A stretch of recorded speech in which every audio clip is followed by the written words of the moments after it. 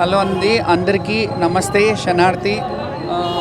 ఈరోజు మేము శాంతియుతంగా మేము ధర్నా చేయాలనుకుంటున్నాము. ఎందుకంటే మాకు జరిగిన నిన్న అవమానము చాలా అంటే మా పరిస్థితులు ఎంత ఘోరంగా అయిపోయినాయి అంటే స్పృహ తప్పి కోల్పోతే కూడా కనీసం మహిళా పోలీసులు కూడా మమ్మల్ని పట్టించుకొని వైనం మీరు అందరూ చూశారు. తెలంగాణ రాష్ట్రం మొత్తం ఇదే చర్చిస్తుంది. ఎన్నడూ లేదు ఇట్లా ఎందుకు జరిగింది అని.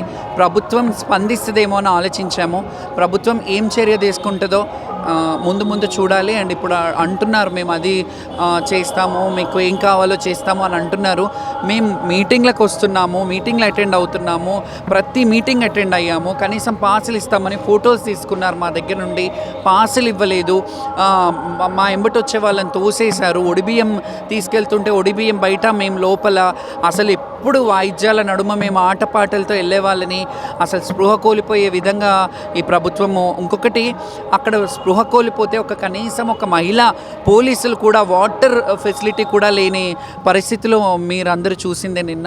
సో దానికి శాంతియుతంగా మేము శివశక్తులు అందరం 100% ఆడపడుచులు ఏడుస్తే ప్రభుత్వానికి మంచిది కాదని మేము పదే హెచ్చరిస్తున్నాము. ఎందుకంటే గతంలో ప్రభుత్వాలని పొగిడిన రోజులు కూడా ఉన్నాయి. ఎందుకంటే మంచి చేసినప్పుడు మంచి అని చెప్తాము. మేము క్వశ్చన్ చేసే ఇదిలో ఉంటాం. మేము ఎవరికి ఫేవర్లో ఉండము. మాకు ఏదైతే ఉందో మేమేం పెద్ద వేదికల మీద మాకు అవకాశం ఇవ్వమని అడగట్లేదు. మేము ఓన్లీ మాకు గౌరవప్రదం. ఆల్రెడీ మా జీవితాలు ఎప్పుడు అంటే హేళన జీవితాలైన మా జీవితాల పట్ల మేము ఎప్పుడూ చింతిస్తూనే ఉంటాం. కానీ మాకు గౌరవప్రదమైన జీవితాన్ని బ్రతకాలని మేము ఆశించడంలో తప్పేముంది?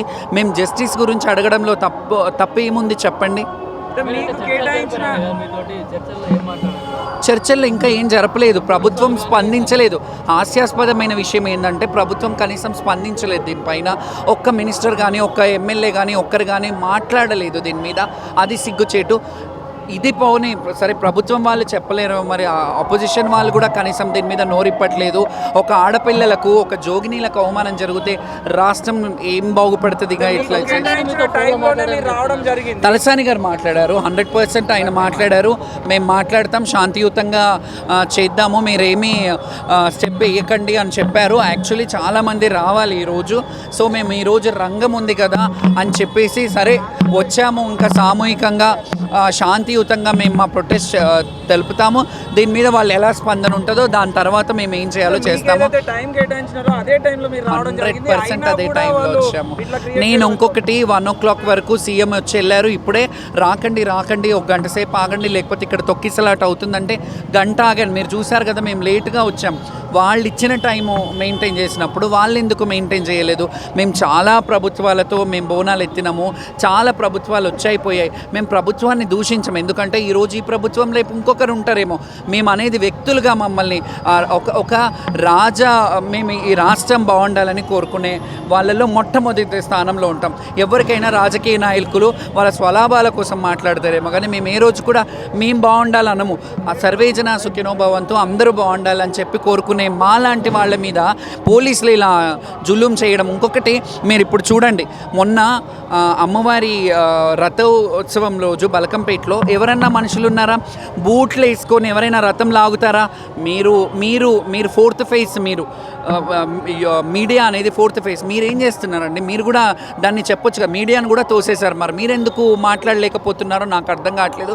దయచేసి నిజంగా చాలా సంతోషంగా ఉంది. చాలామంది ప్రభుత్వ ఇదిలో ఉన్నవాళ్ళు కూడా మమ్మల్ని నిన్న మా శాంతియుతంగా మేమేమైనా పబ్లిక్ ప్రాపర్టీని డ్యామేజ్ చేయలేదు, మేము ఎవరిని దూషించలేదు. శాంతియుతంగా మీరు ఏం చర్యలు తీసుకుంటారు ఇలాంటివి కాకుండా అని అడగడానికి వెళ్తున్నాము. వాళ్ళు ఏం మాట్లాడతారో, ఎలా స్పందిస్తారో. కానీ పోలీసులు మాత్రం ఇప్పుడు కూడా పోలీసులే ఉంటారు. చూడండి, రథం ముందు భక్తులు ఎక్కడున్నారండి? పోలీసుల జాతరలు అయిపోతున్నాయి ఇవి. అట్లా అన్నప్పుడు రాజకీయ నాయకులు కానీ వీవీఐపీస్కి టైం కేటాయించండి. ఎన్టీఆర్ గారి హయాంలో ఉన్నప్పుడు 4 o'clockకి వచ్చేవారు. చంద్రబాబు నాయుడు గారు ఉన్నప్పుడు 9 o'clock 8 o'clock వచ్చేవాళ్ళు. ప్రతి ఒక్కరు కూడా ఎర్లీ మార్నింగ్ వచ్చేవాళ్ళు. ఇప్పుడు 1 o'clock వచ్చి అది ఇది స్టార్ట్ చేశారు. అప్పటి నుంచే భ్రష్టు పట్టింది ఇది. అంటే విఐపీలకు ఎక్కువ ఇంపార్టెన్స్ 100% విఐపీలకి ఇంపార్టెన్స్ ఇస్తున్నారు. నేను అనేది విఐపీలు ఇవాళ ఉంటారు, రేపు పోతున్నారు. మేము మాత్రం ఎండనక వాననక అమ్మవారి 15-20 కిలోల బరువును మోస్తూ మేము అమ్మవారికి ఆనందంగా, ప్రభుత్వం మాకేమన్నా డబ్బులు ఇస్తుందా అండి? ఇవ్వదు కదా. మా దండలు, మా ఖర్చులు, మేము ఇప్పుడు లక్షలాది మంది జాతరకు వస్తారండి, మా మీద ఎగబడతారని మేము బౌన్సర్లను పెట్టుకొని ఇవన్నీ ఎందుకు చేస్తాం? మాకేం అవసరం ఖర్చులు పెట్టుకొని? అంటే కల్చర్ని రిప్రజెంట్ చేయాలి, భావితరాలకు బోనాల పండుగ విశిష్టతని తెలపాలి. మనకేమున్నాయండి? బోనాలు, బతుకమ్మనే మన తెలంగాణ గడ్డకి ఒక ప్రతిష్ట ఉన్నది. బతుకమ్మ కూడా వెరీ ఆఫ్టర్ తర్వాత చాలా తర్వాత మోర్ దూరంలో బతుకమ్మ జరిగింది. కానీ బోనాలు అనేది చరిత్రలో నుంచి ఉంది. నవాబులు కూడా బోనాల పండుగకి డబ్బులు ఇచ్చి చేపించేవారని చరిత్రలో కూడా ఉంది. మీరు అందరూ దీన్ని చరిత్రని ఇది చేయండి. ఇప్పుడు భవిష్యవాణి చెప్తారు, రంగం చెప్తారు, అది ఎవరిని అడుగుతారండి? జోగినీనే కదా ఆమె, అమ్మవారు వచ్చే కదా చెప్పేది. అమ్మవారు వచ్చి చెప్తుంది. ఇప్పుడు మాతోనే రెవెన్యూ జనరేట్ అవుతుంది.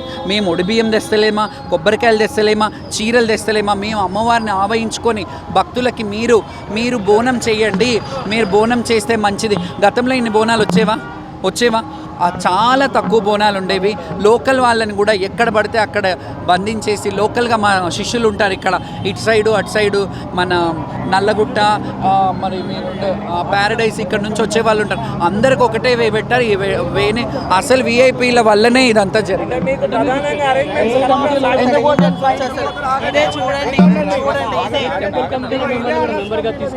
ఏంటండి